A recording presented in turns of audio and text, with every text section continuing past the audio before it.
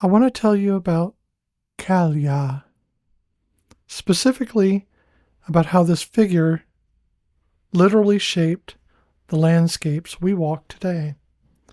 Because when we talk about mythological beings, we often think of them as separate from the physical world.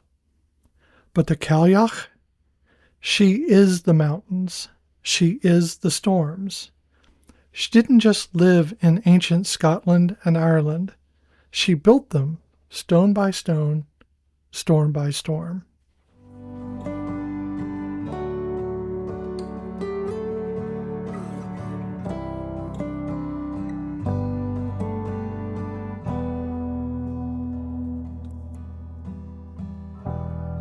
I'm Michelle. And I'm Beth. And this is Folkloric.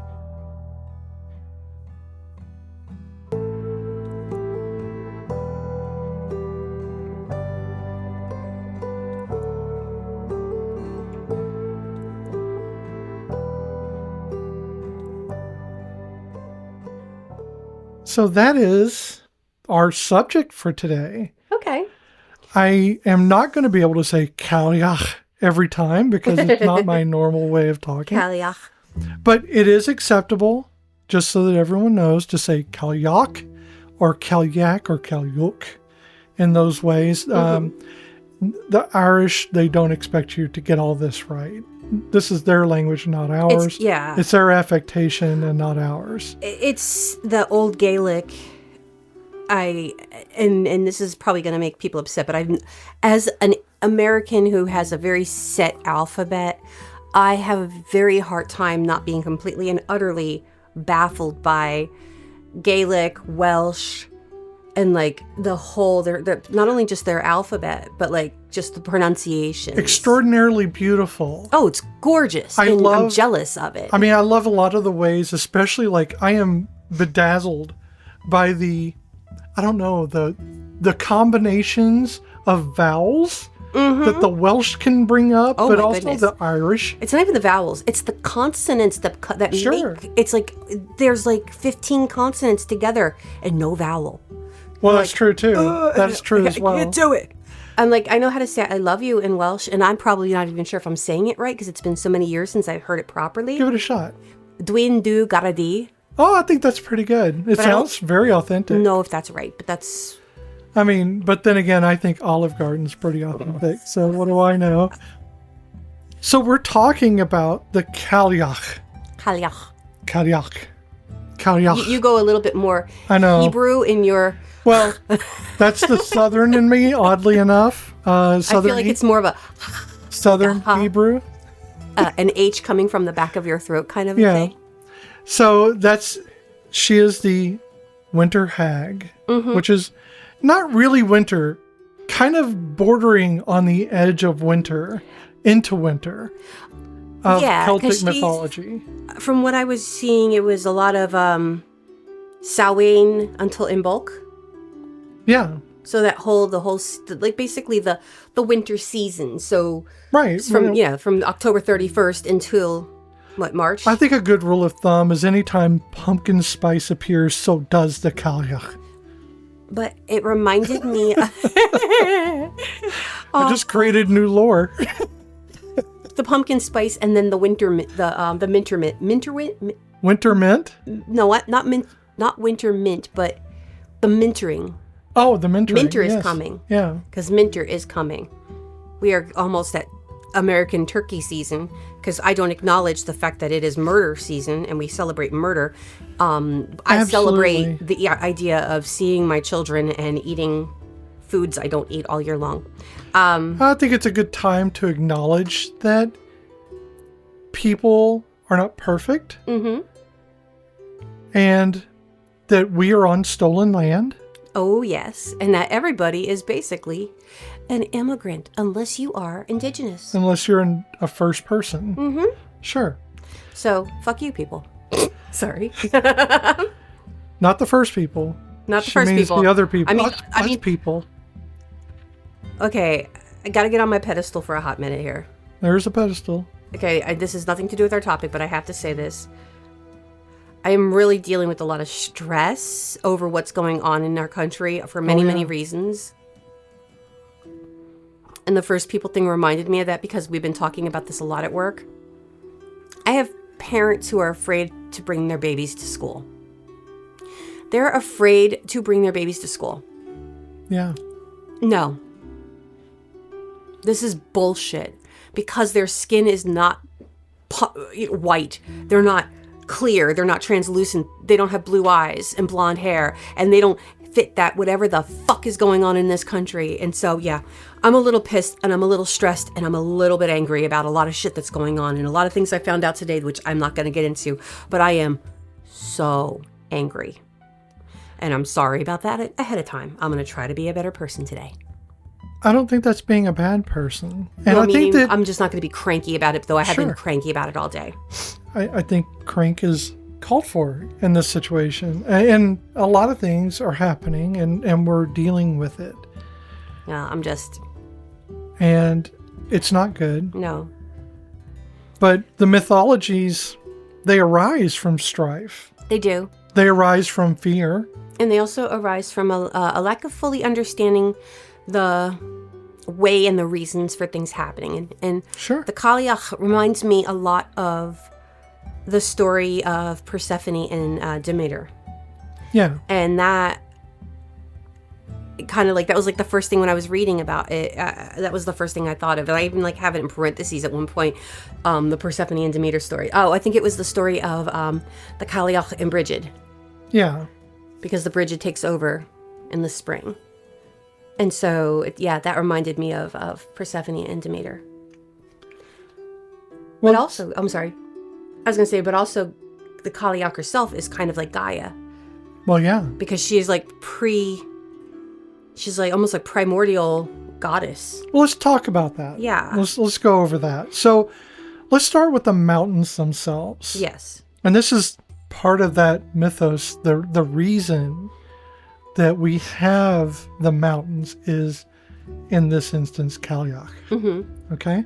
So all across Scotland and Ireland, there are these peaks and cairns with names like Binna Cailleach, which I'm, again, not going to say Cailleach right. It's the southern ending. Or the Mountain of the Old Woman. Mm-hmm. And here's what kills me about the stories of the magic that is Cailleach is the mundaneness of it all. It is so very, I don't want to say simple, because simple implies that it is without complexity. Mm-hmm. It is very much human. It is. In the way that the magic is presented, that she is always building. She strides across the landscape with her apron full of stones. And who hasn't? We collect eggs from our chickens. And we put them in in our shirts. Like a if we little had an apron. apron, we would be wearing it and we would put them in there. Yeah. And we're not talking about pebbles. We're talking about these boulders, whole hillsides worth of rock that she's holding.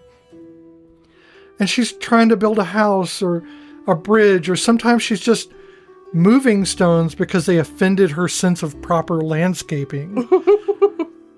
But here's what's so perfectly human about her is she gets distracted or angry, or sometimes she's just tired. Mm-hmm. And I think there's something so beautiful about a mythos which displays our humanity more than the magic of imagination. It's almost like someone is calling up their mother as the representation for the things that have been built around them. Yeah. And I think that is, especially in today's world and what we're in right now, quite beautiful. Oh, definitely. I like that the picture that it is somebody's mother, because you're seeing this creation and this honoring of that females are the creators. Yeah. And that what I liked was it shows that she has this synonymous like wisdom and autonomy for female agency. Yeah. She's, basically, she's a strong, independent woman, and she don't need no man to tell her what to do. And it's really, she's just against the patriarchy, and not in a negative, like, I hate the man, but just in a sense of she can do it. And in a time where women were not always, don't get me wrong, femininity in ancient times was more, I guess, not worshipped, but appreciated, per se. I mean, we had matriarchies that were acknowledged culturally. Yeah.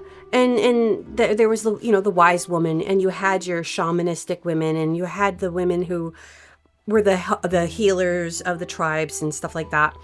And so she was born of that, and then she kind of continued when that was taken away. Well, yeah, but for instance, not everything went perfectly for her. No. So sometimes, her apron string would break, and then the stones would fall out. And guess what? That hillside you're climbing, that was where those stones fell, and that's where they stayed. Yeah. Because she went off to do other things, or she didn't have that apron at the time, or whatever, and she just forgot it. And so, like Benver in Scotland, she was leaping from hilltop to hilltop and dropped a stone from her creel. That is where that came from. And, we have Cailleach or Cailleach in Ireland. She's actually trying to build a church. And that ancient pagan figure trying to build a church is just kind of, I don't know. It's, again, that part of that mundaneness of it's just this person who has unimaginable strength. Was that where she turned to stone? And they said the dreamer woke up or something along those lines? So there's one part where there's one area that she's trying to help build the church, but they kind of were not having it. And well, that's okay. Yeah, so that's later on. I think that is a miss. I think it's there's a that's a misapplication. So there's a lot of different versions of a lot of her stories. Okay, so the one that I know is that when she's trying to build the church, her apron string snapped. Okay, the stones scattered, and she was so disgusted that she turned them all into a mountain out of spite. So I think that's the part I know about. And see, there's one that I read, and again, I could be misremembering it because I read versions upon versions, that she was helping, and then somebody, they didn't want her help because of, Christianity, and she turned herself into stone. And she's looking, in the stone that's supposed to be there, that they show in the picture of the story on the website I was reading, it's looking out towards the sea, and it's got its back towards, and it kind of looks like a woman with with a big cloak that's being blown by the wind. Yeah, and there are a lot of versions, and again, we're talking about a lot of oral traditions. Yes, passed a lot of this down. So there are going to be a lot of different versions of this. And some people will have intimate knowledge of this because they grew up with this, whereas we did not. We did not. We have to look this up and do research on it, and it's not always going to be accurate per their knowledge. Yes. So, please forgive any. We definitely don't want to take away from other people's beliefs and or their traditions. So this is our interpretation of those traditions, and if we're wrong, we readily accept that we're wrong on that. And I never got to meet my great-grandmother who was born in Ireland. I never got to meet her, so I would have loved to have met her and spoken to her, but I like to believe she believed a lot of these things as well. But she wasn't just a random decorator of Scotland. No. With boulders dropping everywhere. She had tools, and she used them with intention.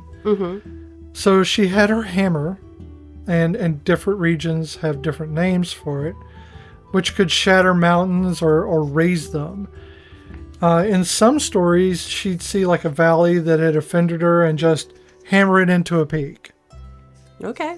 In others, she'd spot a mountain blocking her view and pound it flat. Okay. The Giant's Causeway in Northern Ireland, some say that that's her hammer work. Each hexagonal column is a strike of her tool against the earth. Okay. Did you have something on that? On the hammer? No, a little tiny bit. So, you know how I love names, and I also love the ancient gods and goddesses, especially on the Greek side. And I'm starting to learn more about the Norse aspects. But so the Greco-Roman version, per se, we already said was Gaia. Sure. There's a Norse deity that is very similar to Cailleach, which means, which is Skadi. Skadi. Yeah. Goddess of winter and darkness. The Germanic Holly is the wife of Wotan or Odin, and the master of winter's cold. Sorry. She has a hammer. Sure. Which is stormy hammer, which closely resembles Mjolnir. Yeah. And, but her appearance of the Cailleach appearance is and behavior, they said, is closer to Thor's foes. Sure. The frost giants. But what I thought was pretty interesting was the comparison to the Slavic Baba Yaga. She carries many attributes that are the same as the Cailleach. Impossibly old woman, just as likely to help or hinder. Sure. The Baba Yaga had, she's got many different appearances in the Slavic folklore. And her leaping chicken-legged hut, and the way it moves in a certain way, is very similar to the way the Cailleach does when she's traveling from mountain to mountain. Sure. So I like the similarities people to other. have really like made their own traditions around each of these folklores. Oh yes, totally. But now she has a staff as well. Oh, okay. And the staff, you're going to recognize this staff Mm-hmm. in a way as well. It really shows like her power. Mm-hmm. And it's not a decorative walking stick. When the Cailleach struck the ground with her staff, ice followed. Not metaphorically, but literally. The grass would wither, the streams would freeze, and the earth would harden like iron. So what does that remind you of? You're going to pop me in the arm, I know it. She's never done that, but still. It reminds me of Gandalf. Kind of, but I'm talking more like in the vein of what you were just talking about. Oh. So Odin and his staff, but really an amalgamation of Odin and the frost giants. Mm-hmm. So we have this, everybody has their tradition. They create them how they need to. Mm-hmm. Whether it's one single woman doing it or several different men. True. So we have her with a hammer and a staff. Mm-hmm. She is fairly much all powerful. She's very annoyed sometimes. And that lines up with a lot of the pagan traditions of the Norse as well. So, easily annoyed. And, you have the hammer, you have the staff, you have, the spear. Yeah. But you have these things.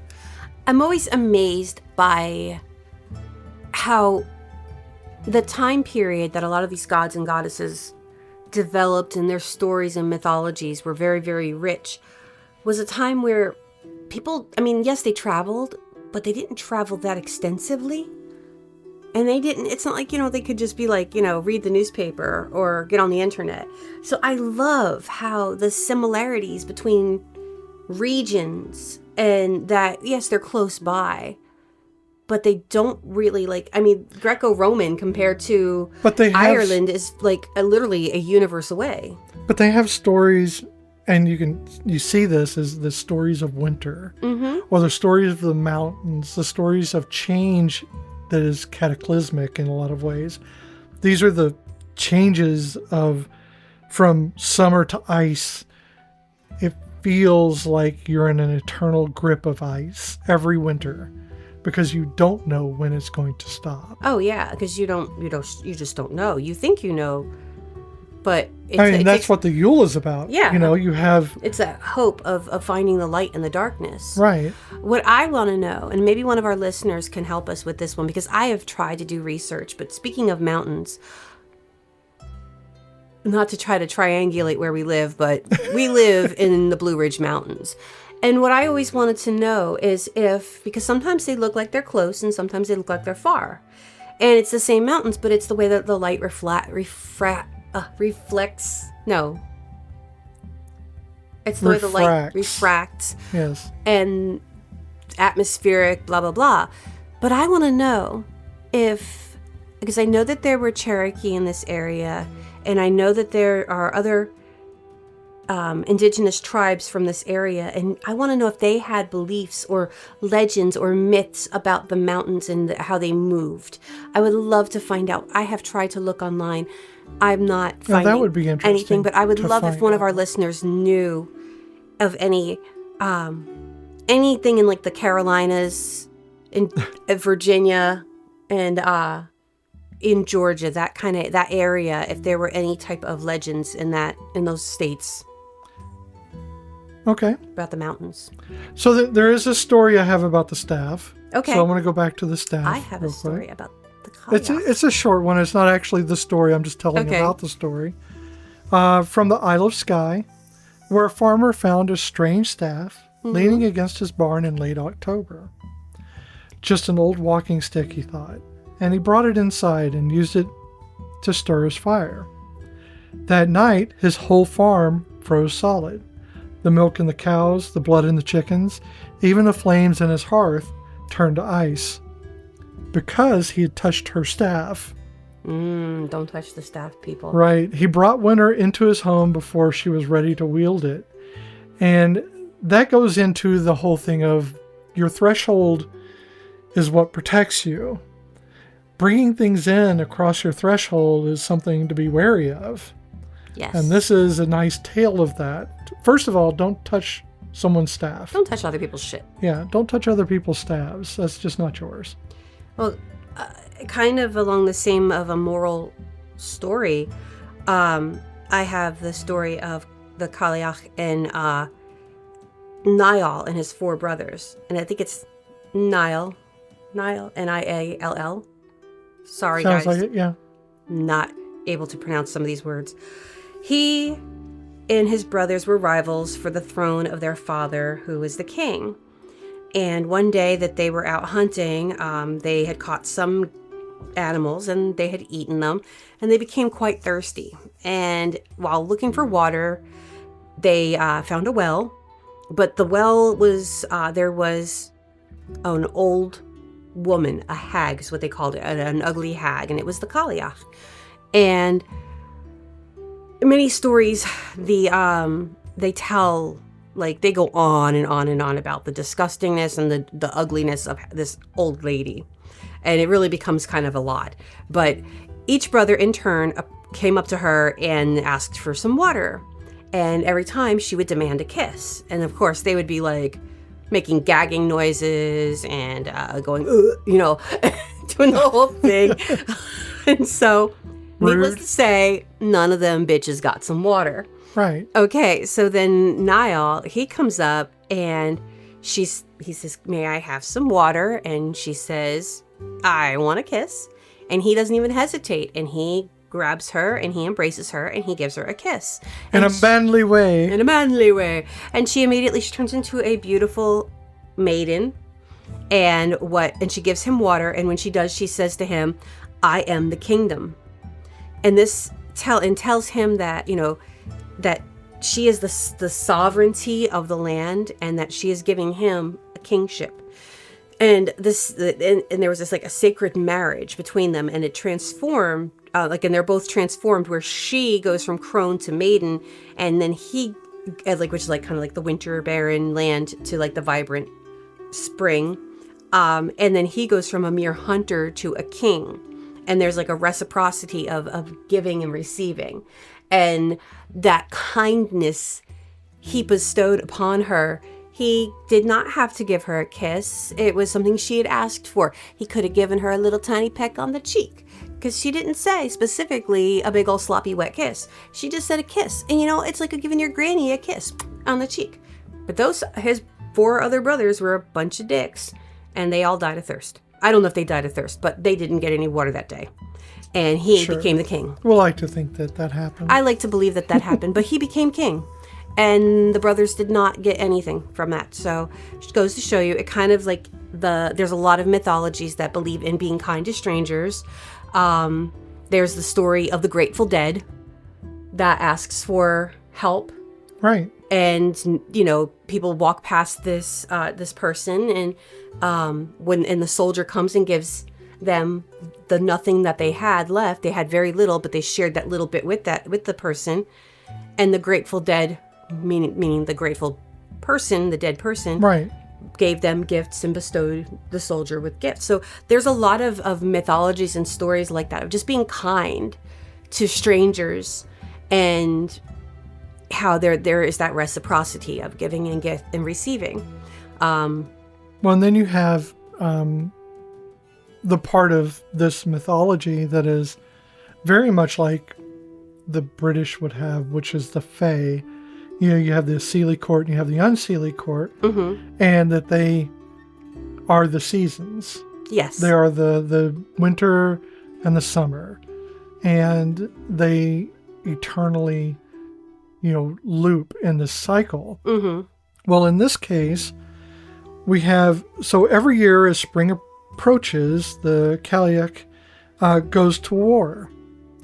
Her opponent changes depending on where you hear the story. Sometimes it's Brigid. The Brigid. Brigid. Brigid? Yes, Brigid. The bright goddess of spring. And sometimes it's Angus Og. And who is the young god of love and beauty. But the battle is always the same. It's age against youth, cold against warmth, stone against flower. And that is that part where we were talking, where you don't know when winter is going to end. Sometimes it seems like the Cailleach is going to win the battle, and that it will always be frozen. 6 more weeks of winter. Right. But there's this beauty in the terribleness. So even at its coldest times, and given that they don't know about, eternal winter, such as, the Ice Age. Yes. Which would very much be a problem. Oh, yes. Is that she loses these battles. She is not meant to win these battles. She is meant to lose these battles over time. She battles until she cannot win, and then that is when spring comes forth. Yes. And that is where you have the change of seasons, because she is lost. Because she has lost that battle. Yes. It's kind of not to diminish, but it's the Puxatawny Phil of life. Kind of. So, but here's the fun thing, and I've actually ruined this for people, and I don't mean to ruin it, but I'm going to ruin it for everybody now. Ruin her? If you add 6 weeks, going from February 2nd, it's going to be spring regardless. It might be cold until then, or it might start warming up sooner, but 6 weeks after Groundhog's Day. Okay, I want to point out that doesn't make the groundhog wrong. Well, either way, it's going to happen. But Spring it doesn't is going to happen. But that doesn't matter. It doesn't make the groundhog wrong. So no, the groundhog's still right. It means that the humans can't interpret groundhogese. No, but the groundhog's always right. The humans misinterpret things, but the groundhog's always right. He's adorable. Puxatawny Phil is also like immortal. He's adorable. Because we all know it's like 15 Puxatawny Phils since the very first one, but No, you it's know. the same one. Why would you do that? It's the same one. Yeah. He's fine. He was in a movie. Don't worry about him. He's doing just fine. Oh, we should do that movie. I love that movie. That's a Christmas time movie for me. It just is. Okay, now you're confusing our listeners who don't know we have another podcast. That's true. So We have Cozy another Quilt, podcast. Cozy Quilt Cinema, and where we rewatch movies and we talk about, or we don't always rewatch. Sometimes they're new. Yeah. But we talk about the emotional journeys with the movie. Yes, and that's the podcast we do every week, which is part of why this one only comes out every other week. Because this takes a fair This amount does of take a lot of work. it takes a fair amount of research. Whereas the other one's us watching movies and talking about our feelings, Yes. which takes a lot of work, but it's not a lot of research. Okay, so I'm going to say this wrong, but I'm going to try my best. Sure. Cailleach, euch, I probably said that wrong, is owl. It's the Gaelic for owl. Oh, Crone of the night. that's adorable. I know. I love a good crone. So now Baba Yaga is like my favorite mythos. It's my favorite like hag or witch. Yeah. It's who I kind of identify with. I think everybody does. But I love her so very much in her cantankerousness and I just love her. But anyway. I always think of the one dude in Ant-Man. Oh, Baba yeah. Yaga. It's Baba the Yaga. But also the game Rika that I play, it's the Yes. Baba Yaga's in that one. And honestly, she's kind of badass in that one.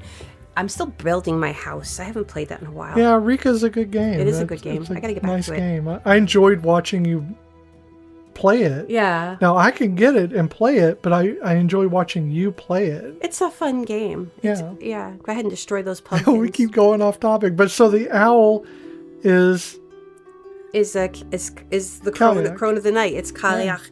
I don't know if it's oike or oiche. It's probably oiche or something like that, but I cannot say it, and I'm so sorry. I should have listened to that sooner. Huh. But I like. There's so many names for her. The Divine Hag. There's been Wise Woman. Oh my God! I'm looking at my notes and I'm like trying to find all my little italicized things. I'm sorry, friends. But yes, Wise Woman, Fortune Teller. I love her names. Sorceress, Charm Worker. And I'm not even going to try to pronounce the Gaelic for that. It's Cailleach. I'm going to say PH is F because that's what I know. Physiogach. You see it? Cailleach. Physiogach. Gach. I mean, yeah, that sounds good. Okay, I mean, We'll just go with that I'm so because sorry. I have no bloody idea. I want to learn how to pronounce the longest name of a town in Welsh, and I can only get the gogoch. So there you go. Well, you got the first The part. ending. No, that's the end. That's the end. That's the end. It's not even the first. Why did you start it? Okay. Because that's the only part I can remember is the gogoch. So the Cailleach, standing on a mountaintop, her blue-black face turned to the sky, with her staff raised in the air. Mm-hmm. She calls down the last great storms of winter in Scotland. They call those Cailleach storms. And they typically come in March when you think spring is finally won. That's when the storms come. Nice. So it's kind of her last mustering. She hammers the earth to keep it frozen. She sends her 8 sisters, because, of course, winter has 8 sisters, She would. to guard the wells and springs and to keep the water locked in ice. But she does always lose, and not because she's weak. It's because that's the nature of things. Oh, yeah. That's how things must be. Winter must give way to spring. The old must step aside for the young. The stones must eventually bloom with heather. In some versions, when she finally admits defeat, usually on Beltane, which is, May 1st, she doesn't die. She turns to stone. Oh, okay. All summer long, she stands as a boulder on some high place. waiting for her moment to bring winter back. And that's funny because, like I said, I the things that I had read, it was from Samhain until Imbolc. Imbolc is in March, which, because then it goes to Ostra, and then Beltane. Right. So there's like a 2-month thing going on that I'm kind of confused about. But that's just me. Again, I'm doing the witch calendar in my head. There are times where she wins, or well, she doesn't win, but she pushes winter forward. That far, so when the colder weather Yes. lasts. Okay, so it has nothing to do with the actual. Has nothing I gotta to do stop with the thinking actual like thing. a modern brain of calendars and time, and just go by the way winter sometimes will linger, and when we get snow in May. Remember, this is how they explain. Yeah, no, why it makes sense, and I wasn't thinking about it the that way. sudden winter storms, or sometimes, and I know inappropriately we call it the Indian summer here in America. Mm-hmm. Sometimes early spring happens, or Yes. a mid-season sweltering of some kind. Mm-hmm. Those can all be explained as incursions Mm-hmm. of this war. Okay. No, it makes. I get it now. I wasn't thinking about the lack of understanding. I was thinking of the literal calendar and the different holidays. And so I'm like, that doesn't make sense because spring is blah, blah, blah. Well, like, yeah, but sometimes it's cold well into May, depending on the season, or that year and the way the weather goes. So I wasn't thinking of that. That's where I find the most beauty in mythology, is when it's explaining natural forces. Mm-hmm. And it's trying to give people something to understand. It's not trying to lord it over them. Yeah. So in no cases here is she the destroyer of humans. Yeah. She is her winter may cause suffering, but she is not there specifically to cause suffering. No. She is a part of the seasons, and this explains that seasonal flow. And now you have this mythology that explains the methodology of when they would plant, Mm-hmm. when they would gather, when they would hunt. All of these things are timed out during those times where winter is no longer at its full force, or when Cailleach is busy building things and distracted. Yes. And I like how they show her as these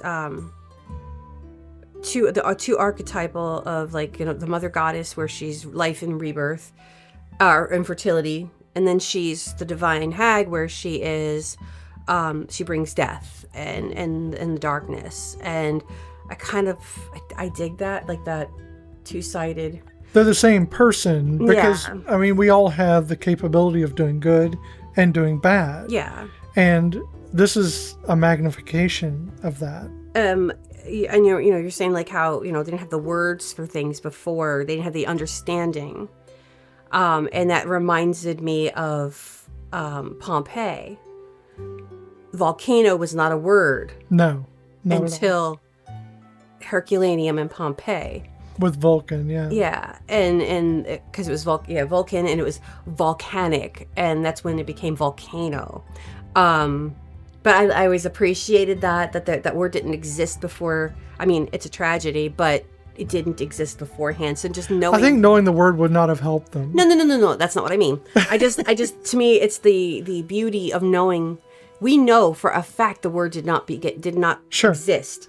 So I love the entomology of things. of knowing yes that this word, like just even knowing like Shakespeare invented so many words. There were so many words that did not exist before he wrote them down. A lot of times those were drunken slurs. I mean, probably a lot of dick jokes. I mean, but It's like, what did he say? I think he said this, and he just wrote it down like, oh, that's a new word. Oh, okay. That's I great. just remember when we would do Romeo and Juliet and trying to get the young ones to not say butt love. but love. comma, love. Love, not butt love. The young ones. Well, I just, there's a lot about, I like about how she's a healer, Right. an herbalist too. And she believed in restoring basically the balance in the human, in trying to heal people. She would use spirits, and she would use, the mortality, and trying to find the balance between those two worlds to heal the sick and to heal basically the earth. I just I appreciate, again, it's the finding of the balance. That's something that's very druidic. Sure. Is that balance? A lot of pagan, and even a lot of in witchcraft, it's about the balance. It's about finding the balance in. I know that there's a lot of practitioners of the craft who do not believe in vengeful and angry casting, to be nice about it. But I feel personally, while I may not be casting curses upon people, knowing I have the ability to try because of the balance of good and evil, the balance of all things, allowing you to determine what that balance is.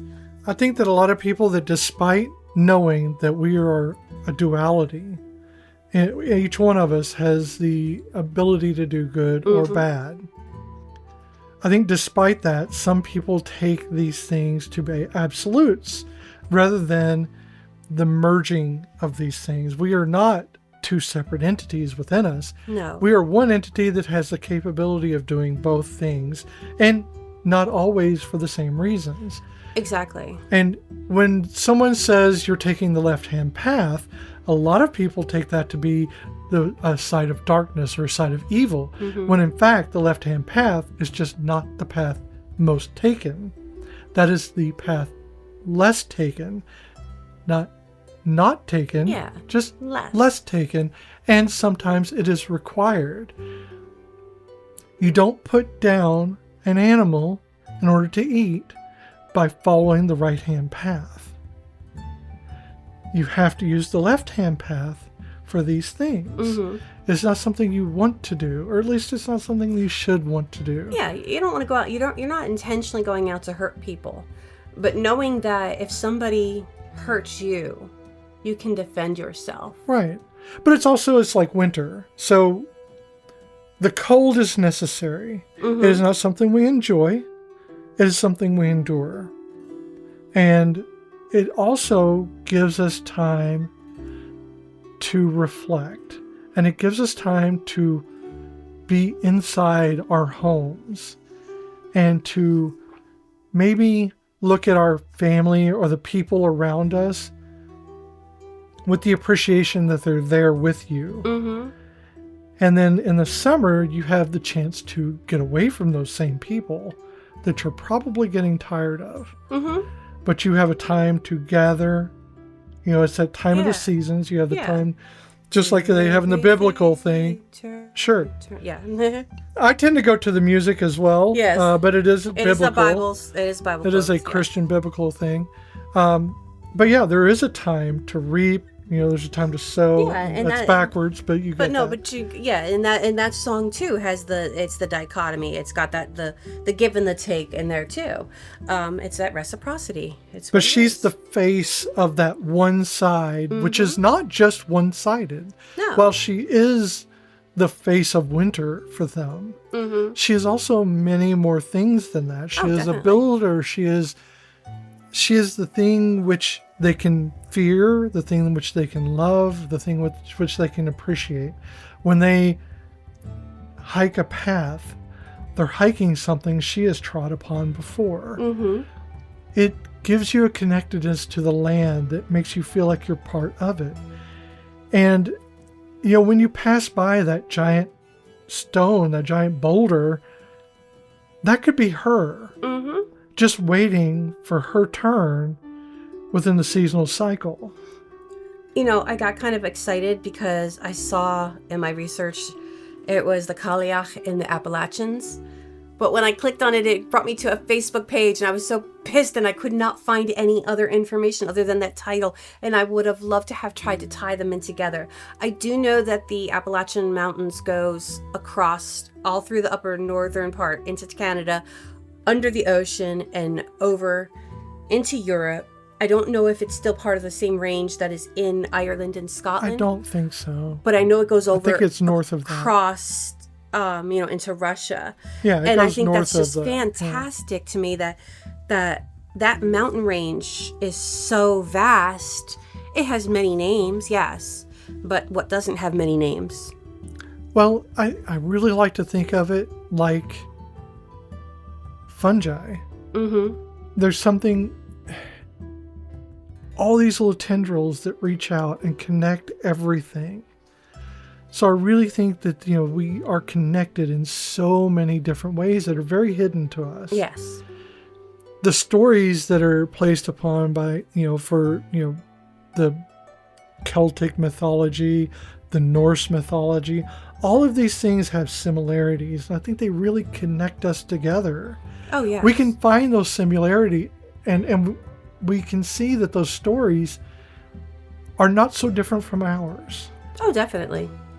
And we know that they also know what winter is like, and that they also know what fear is for their lives, for their cattle, for their, their children. Are they going to see the summer again? Are they going to see spring again? We have those same fears that are internalized to us.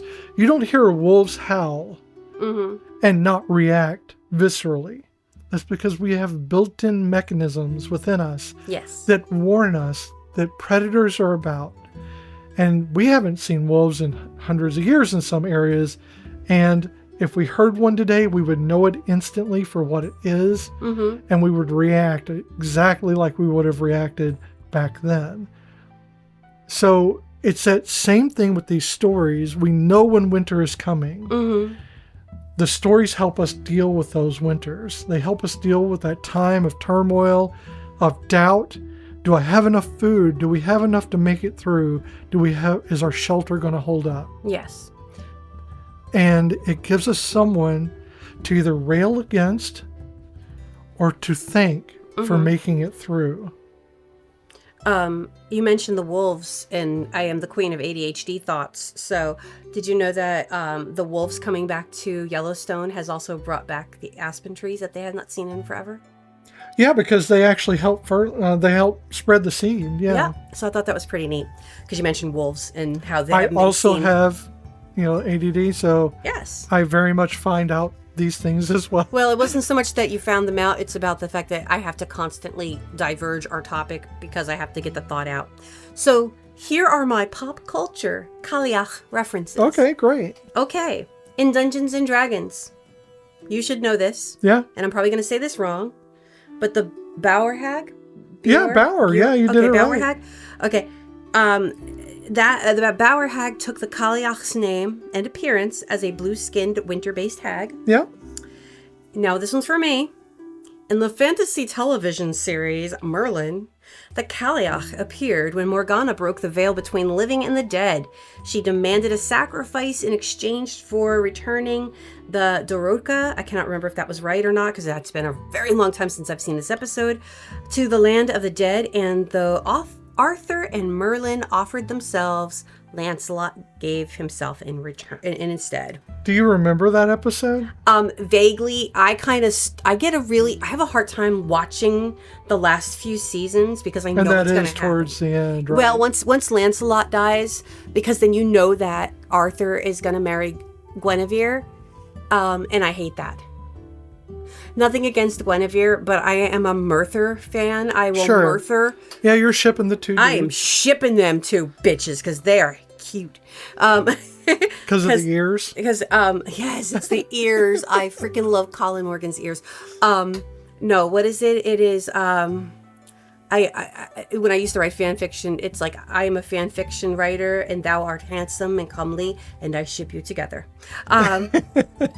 So the band Crown of Asteria, I'm sorry guys, it's been a day. Asteria featured a song called Cailleach Crone Moon on their album Crone. There was a short film that was directed by Rosie Reed Hillman. It was a story of Morag, an old woman in love with life on the edge of civilization in the Scottish Western Isles. And the character, she wore a hood that had a veil, and it had a lot of similarities with the Cailleach. Let me change this page really fast because these are my end of my notes here. The Cailleach has appeared in a number of video games. She made an in-name only appearance in Final Fantasy 11. Yeah, I did not play that one, so And she appears as a demon in the Megami Tensei series, which I don't know that one. I'm sorry. I don't know that one either. Most notably, Shin Megami Tensei 2, I think. Again, don't know that game. And an analysis of archetypal women, wise woman healer that appeared in Ireland's oral traditions can be found in, I'm not going to butcher the man's name, Geroid, or I can't, I'm sorry. It's called the Book of the Cailleach Stories of the Wise Woman Healer. And those were my pop culture references for the Cailleach. And the end of my notes. So that is the Cailleach.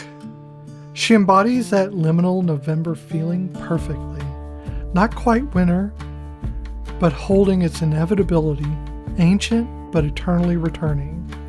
Terrifying, yet necessary. Plus, there's that human intimacy. And she's not just a distant deity. She shows up at people's doors, tests their hospitality, grants boons or curses based on how she's treated. Cailleach, while being a mythological figure, is ultimately very human. This has been Folkloric. If you like what you heard and you have a tale or two to share, not just about today's topic, but any odd or scary tale that you would like to hear us talk about, send us an email at folkloricpod@gmail.com or join us on Instagram and Blue Sky at Folkloric Podcast. Please make sure to follow and subscribe to Folkloric wherever you listen to podcasts, and also check out our other podcast, Cozy Quilt Cinema.